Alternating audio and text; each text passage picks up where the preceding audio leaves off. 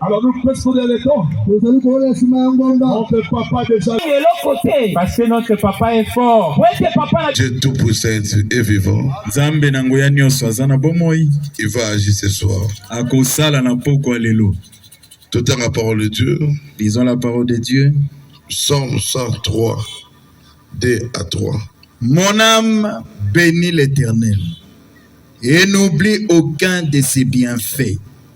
C'est lui qui pardonne toutes tes iniquités, qui guérit toutes tes maladies. Molimo na ngai pambola yawe pe kobosa na bolamu na ye ata moko te, yende alimbisaka masumu na yo nyonso na nko pe abikisaka bokono na yo nyonso. Dieu notre Père Céleste, assistez-nous. Songa biso. Au nom de Jésus. Na kombo na Yesu. Amen. Amen. Amen. Mon sujet c'est Molimo na ngai pambola Yahweh. Mon âme bénit l'Éternel. Molimo na ngai pambola Yahweh. Ne sois pas ingrat devant Dieu. Kozanga kozongisa matondi liboso na Nzambe te. Il nous a fait des merveilles. Nzambe asali biso bolamu ebele. Beaucoup de gens appellent ça qui ont confiance. Beaucoup de gens ne t'ont pas fait confiance. Parce qu'ils connaissent tes erreurs. Mais Dieu, il n'a pas regardé tes erreurs. Et il t'a amené jusque près de décembre. Tu as souffert, les gens pensaient que tu allais mourir. Mais Dieu, il t'a protégé. Même à cause du souffle de vie, ne sois pas ingrat. Mon âme bénit l'Éternel. Il y a d'autres, il a l'argent. Mais santé. Mais la bonne santé, il manque. Il regrette, je vais bientôt mourir, l'argent reste. Mais toi qui n'as rien, tu as Christ en toi. Tu as un avantage. Mon âme bénit l'Éternel.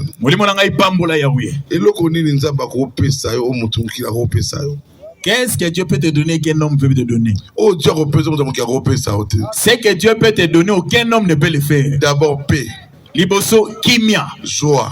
Esengo. L'amour. Bolingo. La manière dont Dieu t'aime. Même tes parents ne t'aimeront pas comme ça. Même ils oublient tout. Mais Dieu, malgré tes péchés, il fait. Il t'aime. Peu importe ta faiblesse. Il connaît ça. Mais il t'aime quand même. Il t'aime pas parce que tu es bon. Parce qu'il t'aime parce que lui est bon. Il t'a choisi. David, l'homme selon le cœur de Dieu. Mais il est allé prendre la femme d'Uri, le tien. Et il a fait tuer Uri. Mais Dieu a dit, David, l'homme selon mon cœur. Pas selon le cœur de David. Pas selon mon thème à David. Mais selon le cœur de Dieu. Mais quand tu as mon thème à Dieu, tu peux avoir des erreurs. Mais le cœur de Dieu. Que mon thème à Zambé t'aime quand même. Ça ne regarde pas tes erreurs. Les gens ne regardent que nos faux. Mais Dieu, il regarde l'amour qu'il a pour nous. Infini. Cet amour ne finit pas. Si tu as Dieu, malgré les erreurs, il te connaît. C'est celui qui fera de toi un chrétien. C'est Christ lui-même. Christ oyemoko. Vous en église. Tu peux prier dans une église, Vous en chrétienté. mais tu n'es pas chrétien. Chrétien, C'est chrétien. c'est ce qui fait de toi un chrétien. Église. Oh, j'ai pris dans une église. Yangote. Ce n'est pas ça le Est-ce christianisme. que Dieu te connaît Zambe, ayebio. comme son fils? Le quoi, moi, nanaye. Ayebayo. Que Dieu te connaisse. Sera Debio. S'il te connaît, Ayebi peu en faiblesse. il connaît même tes faiblesses. Yemoro longolango. Lui-même va enlever ça. Ayagi pour abatumala moté. Il n'est pas venu pour les bons. Pour le papider moi la moisi. Il voulait lapider la femme adultère. Bazaki n'a raison. Elle avait raison. Pour voir qu'il y a un kobo. Parce qu'on l'a attrapé en Bah, flagrant délit d'adultère. Celui qui commettait adultère, Pour lapider. c'était écrit, on doit les lapider. Bazaki n'a raison. Ils avaient raison. Mais l'autre bazangaki. Mais ce qu'ils ont manqué, Christ azalaki wana. Christ, ils n'ont pas vu Christ. Ya azalaki wana. Christ était là. Ayebisi bango. Il leur a dit, Bon ba même banga. vous voulez la lapider? Bino ne so zawa. Tel que vous êtes là. Muto asali sumo zate. Qui n'a jamais péché? Amo za yo salaka bo. Il a commencé à écrire. Toi, tu as fait ça. Amono so bakima. Tous sont fuis. Fuya na tikale. La fille est restée. José abisi. Jésus lui dit, Va. Kende na yo. Et ne pêche plus. Kasikosumu kasi. Na o bakima ki. Toi resté pécheur. Mwana mwasi wana. Mais cette femme-là, Sous pécheur te. elle n'était plus Mais pécheur. je va. Kende Et ne pêche plus. Kosumu kasi te. Mutu moko tabangi so kaza mosantu. Que personne n'est intimidé, lui est saint. Ngape na mosantu. C'est le jour où il va te faire arrêter la boisson. Kozala hypocrite te. Ne sois pas hypocrite. Yake pas je. Motema na yo. La fabrication locale. Voilà Babylone. Faire ça. Et nous la fabrication locale. Voilà ma fabrication L'original. L'original. C'est Jésus en ton cœur. Yesu ndakota na motema na yo. Le châtiment qui nous donne est tombé sur lui. Le péché n'est pas tombé sur quelqu'un d'autre. Toi, so condamné. So landi pe vie d'ailleurs. Vérifie même sa vie. Tu verras ses faiblesses aussi. Azomona kaka yo. Il voit tes faiblesses. Ne l'écoute pas. Landa Jésus. Suis Jésus. Landa Jésus. Suis Jésus. Landa Jésus. Suis Jésus. Yé moko. Lui-même, Ako chanson yo. Jésus va te 1 changer. Pierre 2, 24. Lui qui a porté lui-même nos péchés en son corps sur le bois, afin que, mort au péché, nous vivions pour la justice. Lui par les meurtrissures duquel vous avez été guéris. Ibaki ya solo. Il était vraiment un voleur. Place à Ibaki yebane. Et on connaissait les maisons où il a volé. Ba maman na po ibe bloko na salaki. Les jours là devant la croix, la maman là, bisika yibaka pe azali. Akufi wa moyibi. Il est mort voleur. Mais chance na ye. Mais sa grâce, hein? Chance na ye. Ouais, Sungaki ye. Akufa ki na roi des rois. Il est mort avec le roi des rois. Mutu mo azo critiquer. Quelqu'un critique. Ya lobi. L'autre voleur critiquait Jésus. Ya lobi yo banga nzambe te. Lui a dit, ne crains-tu pas Dieu? Abanga lo kamunene te. Il n'a pas dit grand-chose. Nzamba ebisi. Jésus lui dit, Lelo. aujourd'hui, là, Na ozana yo. je serai avec toi Na paradis. au paradis. Po muta kuta na président de la République. Pour que quelqu'un voie le président de la République, Il faut son audience. il a besoin d'audience. Il faut pas ndima pour audience ta ye. Et on doit accepter son audience. Va pesa ye jour. Et on doit lui donner un jour Ba yamba ye. pour le Mais recevoir. ceux qui va moni ye. Mais si on voit quelqu'un Aoyana président. entrer avec Fati comme Ba ça, tourne audience te. réceptionniste ni hôtel Misaï. Ba tourne audience te. Personne ne demandait à l'audience. Ne mona moyibi wana. Même chose avec les voleurs. Azaki baptisé te. Il n'était pas baptisé. Andimaka Christ mokolo moko te. Il n'a pas cru à Christ un jour. Mais ebisi. Mais Christ lui dit, Na kozana yo. je serai avec toi La paradis. au paradis. La justification. Alongi Samakiwana. La sanctification. Abuli Samiwana. C'est Jésus. Eza Yesu. C'est Jésus. Yesu ndenyoso Soko wana. kuta na ye. Si tu les rencontres, Tu es sauvé. Obiki. Voici les signes Tala bilembo. qui accompagneront Oye kokbila. ceux qui auront. Bao bakondima. À mon nom, Na kombo na ngai. ils chasseraient des démons. Akobenga na milimo Si mabe. tu crois en Jésus, Soma ndimeli il Yesu. faut changer la mort. Tu ne changeras pas comme dans une baguette magique. vie malembe, malembe. Ça va arriver petit à petit. Yo abandonné devant Jésus. Miti kaka liboso na Yesu. Yé moutako changer. C'est lui qui va te changer. Rahab la prostituée. Rabe mwasi ya ndumba. Rahab la prostituée. Rabe mwasi ya ndumba. Azaki va véritablement s'andumba. Batu nyonso bayebaki aza chele. Mais Bana Israël. les enfants d'Israël, Banongi. les espions, Bakoti na ville. Ils sont entrés dans la ville. Il y a bombi bango. Rahab les a cachés. Ben retourne à Rahab. Les gens sont venus demander à Rahab. Rahab, Tout le monde va côté. il y avait des gens qui sont entrés dans ta maison. Ah, vous avez raison. Elle a dit, vous avez raison. Solo. Ils sont entrés. Menga. Mais moi, je suis prostituée. Dans ma maison, les gens entrent. Et ils sortent. Et ils sortent. Et aussi, ils sont entrés. Maintenant, ils sont déjà sortis. Bah, on discutait là, ils ont dit, bon, tu as raison. Parce que ton travail, par cette prostitution-là, Dieu Zambé était caché dans sa maison. On lui a dit, Rahab, appelle ton père, ta mère, tes frères. Quand Jéricho va tomber, vous ne mourrez pas. Dieu ne s'est pas arrêté là. Par Rahab. Dieu aime les mauvaises personnes pour qu'il les change, pour montrer au monde que je suis capable de changer de pécheurs. Dieu aime de telles personnes.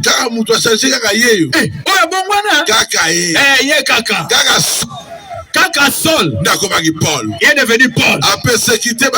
Il a persécuté les chrétiens. Il a tué Étienne.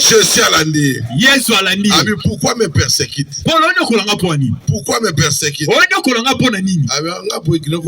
Quand est-ce que j'étais persécuté? Quand tu tuais les chrétiens, tu me persécutais.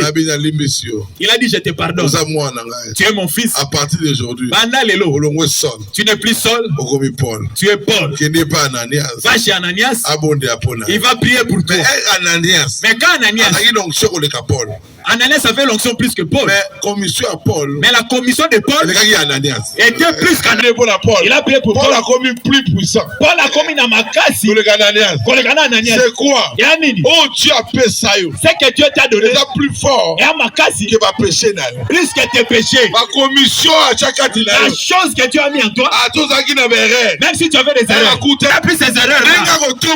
La façon il va te ça sera plus que tes erreurs. Parce que les gens soient bouche fermée. Regardez les pieds. C'est ça qu'il a rencontré. Qui lui ont montré les choses.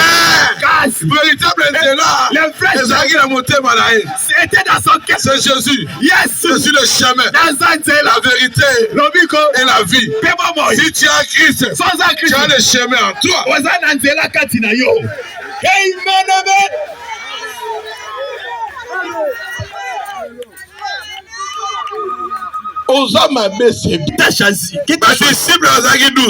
Il y avait 12 disciples. Encore. Était mauvais. Dieu a checké pas comme ça va écrire. Dieu a placé Judas pour accomplir les écritures. Voilà ça la musique. Il ne devait pas être loin. Ton ennemi sera à côté de toi. Pas comme ça va écrire. Mais pour accomplir les écritures. Mais elle a accompli les écritures. Quand elle a accompli les écritures, il devait y avoir 12 disciples. Ils sont restés. Si tu es bien, c'est pas ça. On l'a choisi parce que c'est un bon frère. Dans sa maison, pas de bruit, pas d'adultère. Pas ça. Les critères, c'est pas ça. L'erreur qu'ils ont commis, c'est critère comme Moko. C'est quoi? Un disciple ne choisit pas un autre disciple.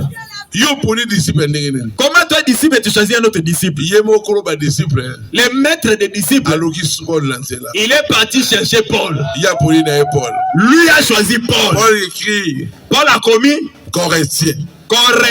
Paul, serviteur de Dieu. Paul, Mosali Nankolo. Pas dans la volonté des hommes. Paul n'a mon cas. Il signait comme ça. Parce que ont choisi Matthias. Paul apôtre. Dans tous les chapitres. Paul, serviteur de Dieu. Apôtre à Jésus Christ. Pas dans la volonté des hommes. Pourquoi?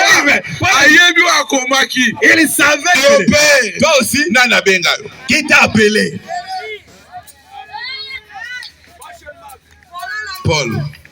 Paul a commis, a écrit, livre mêlé. beaucoup des épîtres. Mais Matthias,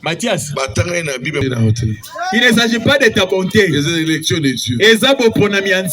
Dieu que Dieu te choisisse. Si Dieu choisit son homme, les gens ne l'aimeront pas. Ils ne regarderont que les mauvais côtés. Toi aussi ne regarde pas les gens. Peu importe ma faiblesse, c'est Jésus. La personne qui te changera, c'est Jésus.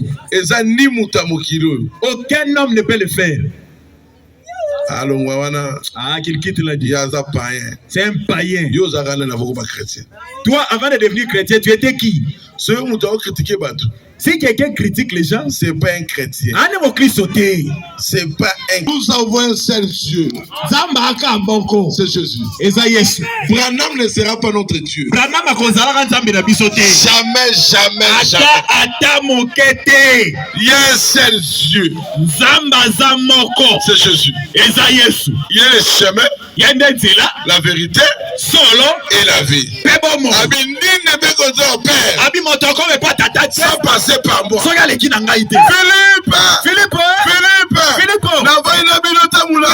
Je suis avec vous. Tu ne m'as pas connu. Philippe lui dit, le Père. Nous suffit. Philippe cherchait qui? Le Père. Le Père. Tata. Qui était le Père? C'était l'onction. C'était la plénitude de Dieu. La plénitude du corps humain. C'était le corps de Jésus. Philippe cherchait le Père. Il n'avait pas. Il avait raison. Philippe. Il y a longtemps, je suis avec vous. Tu ne m'as jamais connu. Philippe lui dit, montre-nous le Père. C'est là. Nous suffit. J'ai attendu Philippe. Celui qui m'a vu. Celui qui m'a vu a vu le Père. Philippe n'a plus discuté. Il était prédestiné. Quand il naïe, en lui, et puis c'est yes. Et là, c'est lui le Père. Jésus, c'est pas le corps. C'est la plénitude de Dieu. Dieu. Qui a fait de lui Dieu. La portion optionnée. Jésus n'avait pas une portion. C'était la plénitude.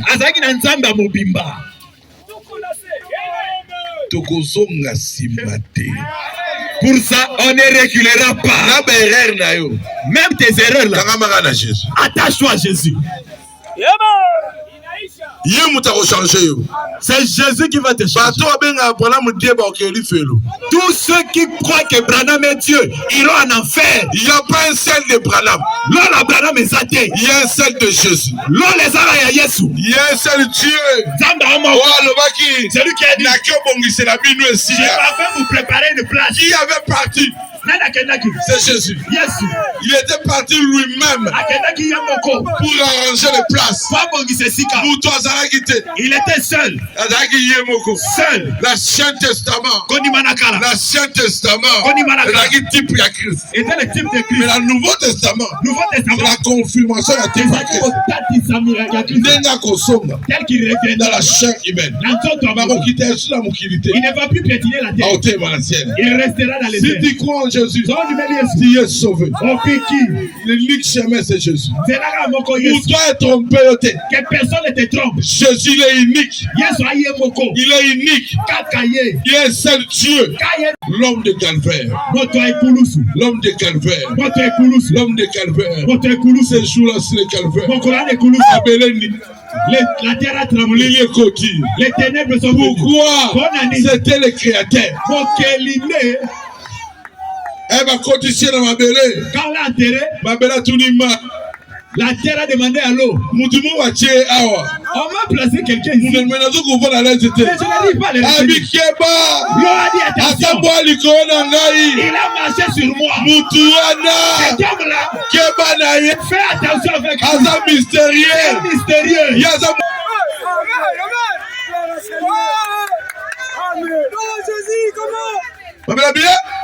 La terre a dit que il a commencé à libanga. Il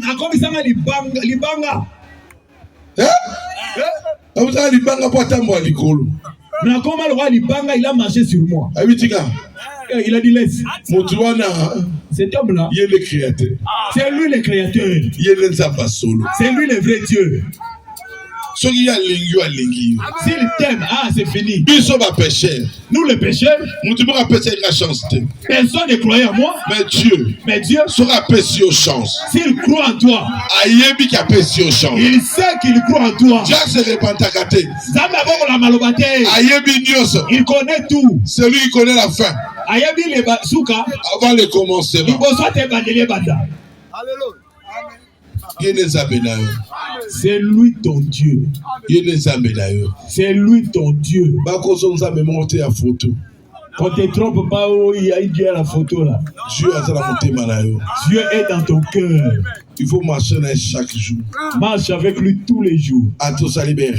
Même si tu commets des erreurs, ne lui cache pas. L'ami à qui tu te confies là, il va répandre tes nouvelles.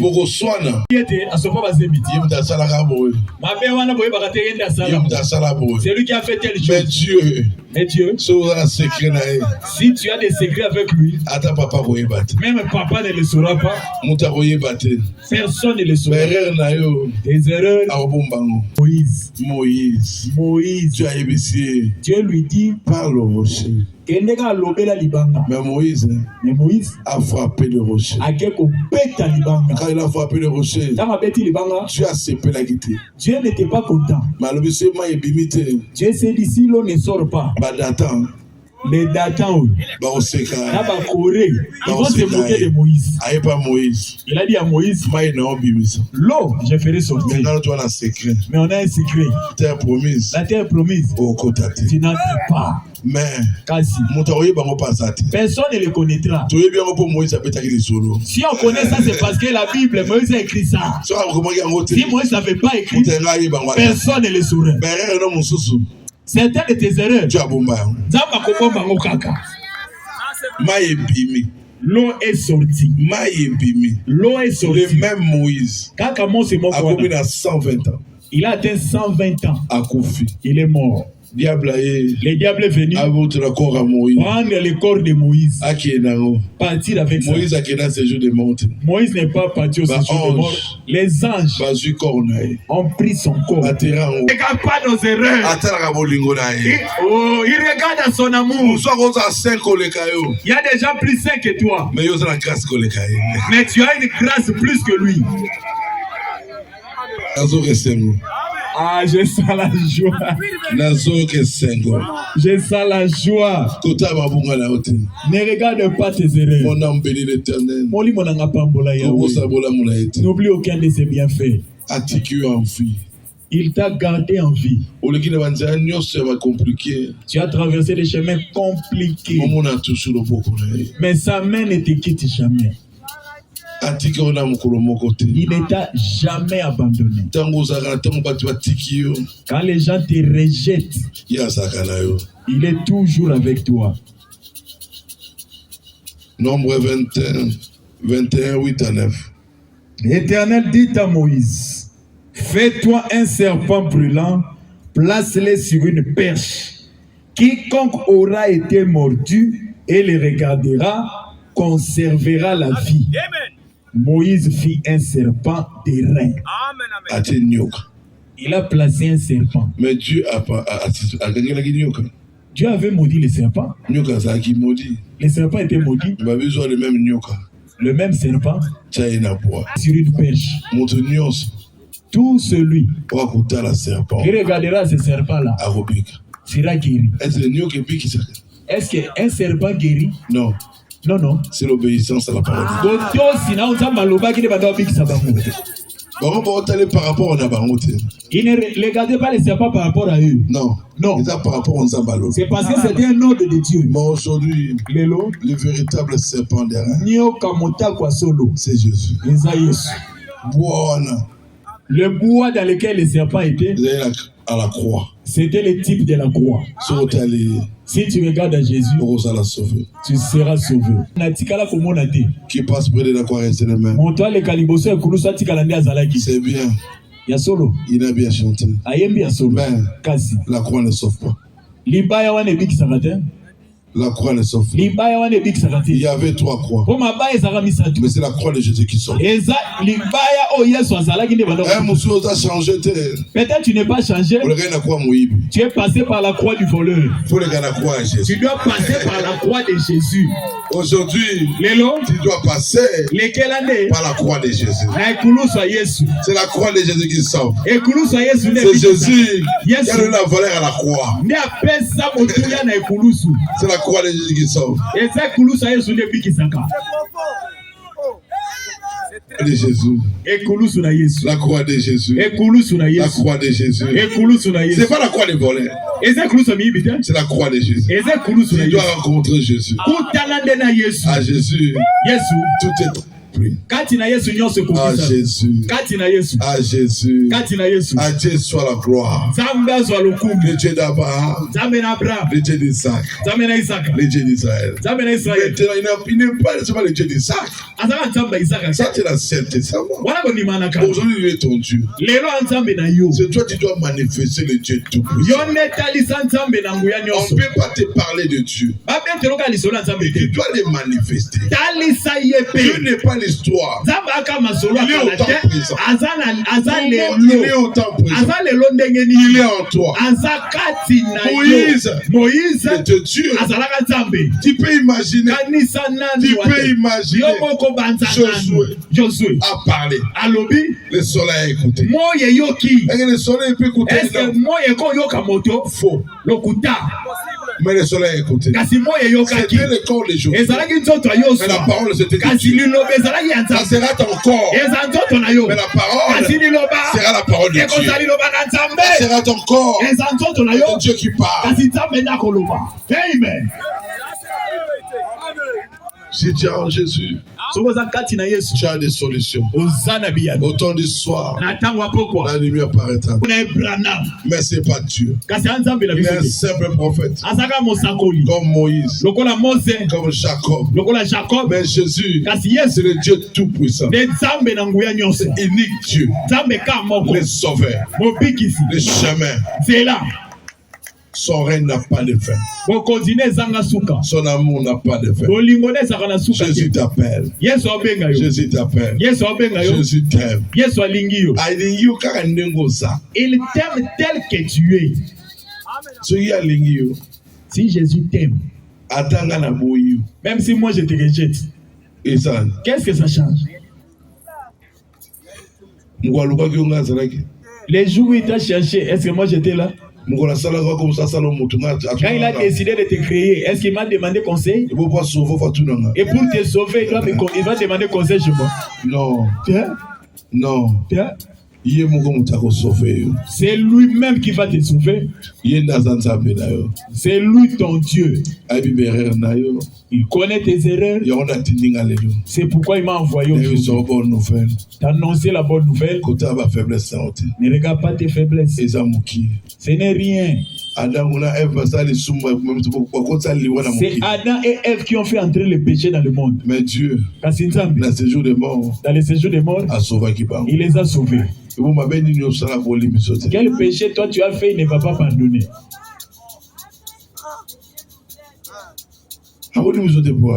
Pourquoi il ne va pas te pardonner? Abandonne-toi à lui. Abandonne-toi à lui. Abandonne-toi à lui. Je ne suis pas plus saint que toi. C'est Dieu qui m'a changé. Il peut te faire grâce aussi. Que personne ne limite ta vie. Tant que Dieu n'a pas encore parlé, personne ne peut te placer des limites. Personne ne peut te lier. Laisse à Dieu sa place. Donne-lui ton cœur. Donne-lui ton cœur. Beaucoup t'ont abandonné.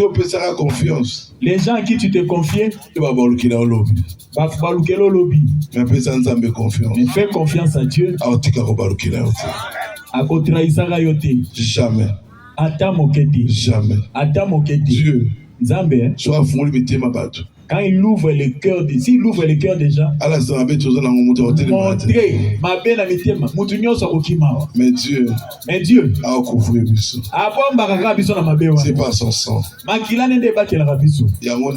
C'est pourquoi, si tu me vois pécher, ne me néglige pas. Prie pour ton frère. Ne le déteste pas. Diable a tellement réussi. Zabulama il est ma belle. Il est parfait. Toi tu es parfait. Ah, tu marches encore, hein? Tu es encore sur le chemin. Ne te moque pas de celui qui est tombé. Prie pour lui. Parce que le chemin est encore long. Le chemin est encore long. Remettons tout à Christ. C'est lui notre solution. Jacob, c'est-à-dire menteur.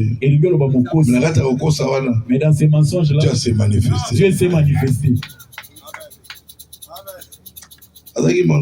C'était un menteur.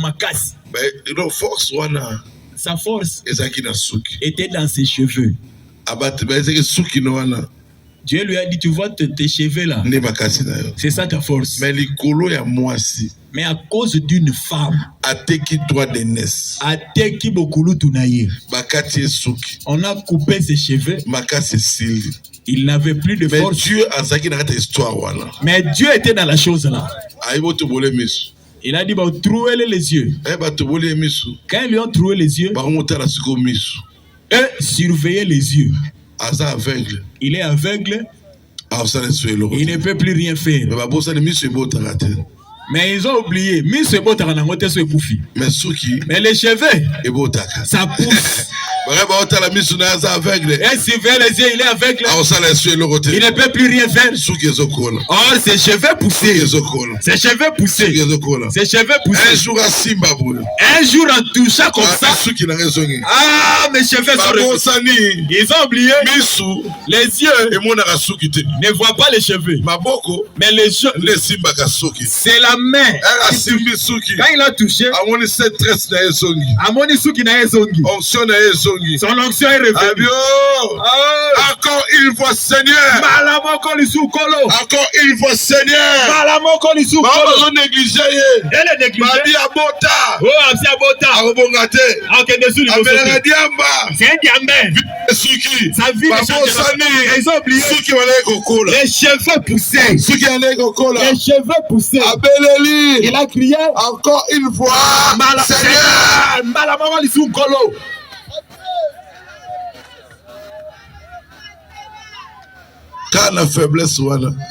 Dans cette faiblesse-là, la force est revenue. Dans cette faiblesse-là, c'est lui-même qui a vendu son droit de naissance. Mais Dieu est revenu.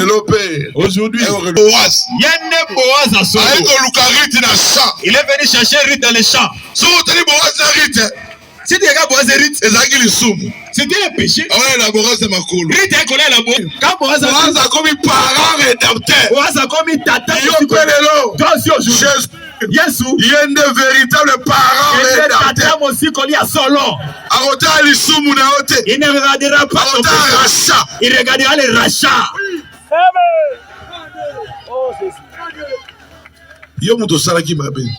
C'est toi qui as péché. Mais c'est lui qui viendra te chercher. On ne pêche pas contre quelqu'un. On pêche contre Dieu. Il te dit, remets chaque chose à sa place. N'aie plus peur. Les cheveux ont poussé. Touche cela. L'onction, on ne voit pas ça. On sent cela. L'onction que tu as perdue, Jésus m'a envoyé ce soir pour te redonner la vie. Te redonner l'onction.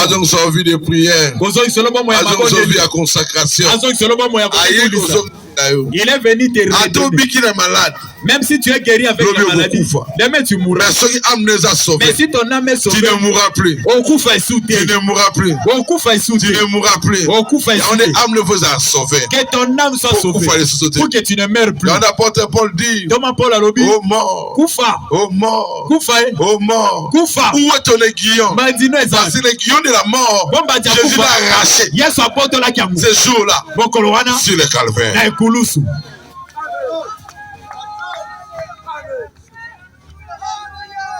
Ce jour-là, sur le calvaire. Sur le calvaire. À tous unions sur mon kilo. Même si tu amasses toutes les richesses de ce monde, 10 parcelles. Tu achètes 10 parcelles. 10 voitures. 10 voitures. Avant de sortir, tu ne vas utiliser qu'une voiture. Tu vas t'asseoir sur une siège. Tout est vanité. Oh, j'ai beaucoup de parcelles. Nazali mopaya awana moki bokananga ezotala obi kisina tango nazotala nyonso mokili oyo na makambo nyonso tonga na mboka nanga yemba na mipesi nayo eutie pai nayo miso na ngai nyonso ezotala yo mipesi nayo kolo na ngai Yesu lisalisi ngai eutie pai nayo miso na ngai nyonso ezotala.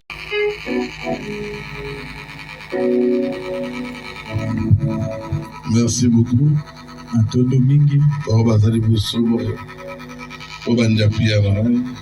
Ina bazali boso ozongela maloba pasteur akoloba. Kolo Yesu. Toyepa ina yo. Na masumo na biso. Yorobaki. Obocha musika te. Oyepa ina yo. Biso pe. Toyepa ina yo. Tondimi yo. Lokola kolo po obikisa biso. À part yo, nous avons soazate. Limbisa biso. Sala biso ngolo. Na kombo na Yesu. Amen. C'est qu'on a abondé après la Bible. Maintenant, je vais prier pour vous. Dieu Tout-Puissant, Père éternel. Seigneur Jésus, tu as fait des miracles. Seigneur. Tes enfants sont revenus à toi, Seigneur. Pardonne-les. Sois leur Dieu. Enlève tout ce qui est de l'ennemi. Seigneur, la grâce que tu nous as donnée n'est pas différente de ce que tu viens de le faire. Que eux aussi voient tes merveilles. Protège-les. Au nom de Jésus. Amen. Amen. Pour le baptême, il y a de la joie au ciel pour un pécheur qui se répand. Il y a vraiment de la joie. Et c'est pour cela que nous avons apprêté de l'eau là-bas. On va vous diriger de l'autre côté pour que vous puissiez prendre votre baptême. Que Dieu vous bénisse. Vers Minère.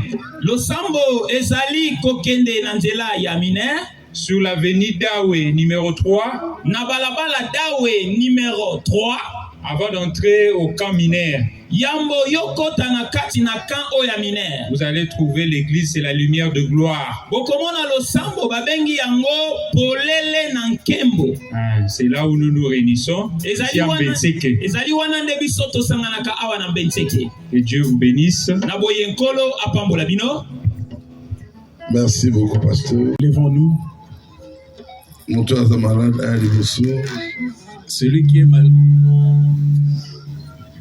Ah, papa, motema nanga etondi sabi na posa na yo Ama papa molimo nanga Yesu ganga koluka yoye Ganako tikateo Otambola no yo Osamonte mananga Ganako tikate Kongumba mele yo Osamonte mananga Aba Aba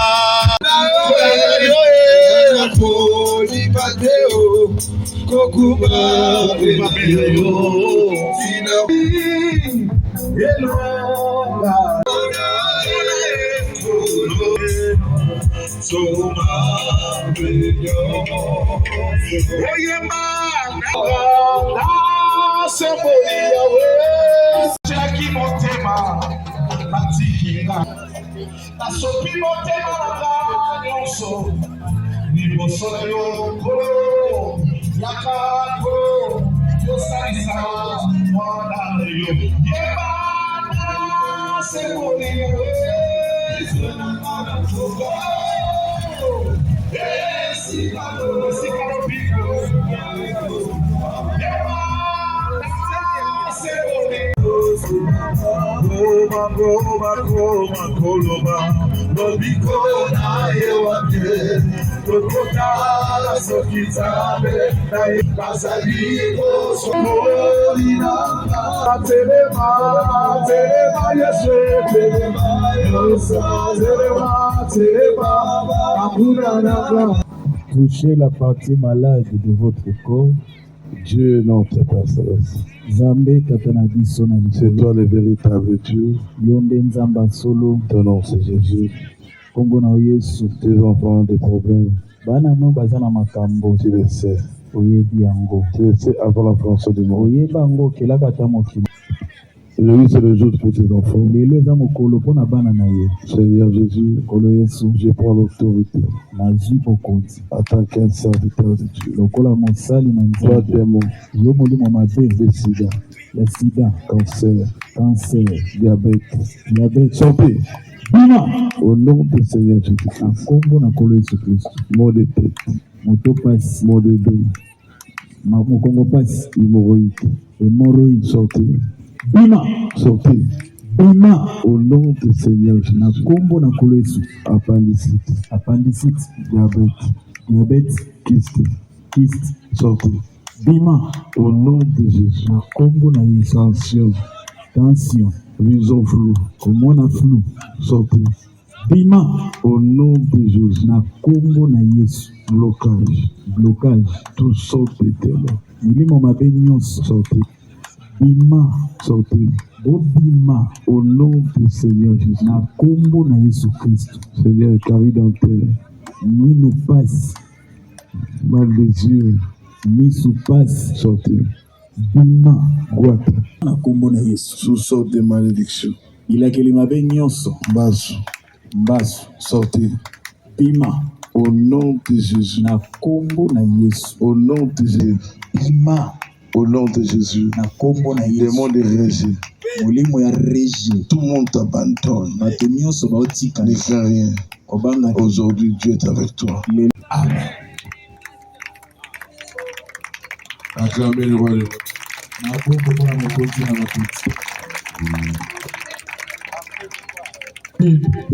Marquez le pas. Marquez le pas. Marquez le pas. Marquez le pas. Marquez le pas. Gauche, droite.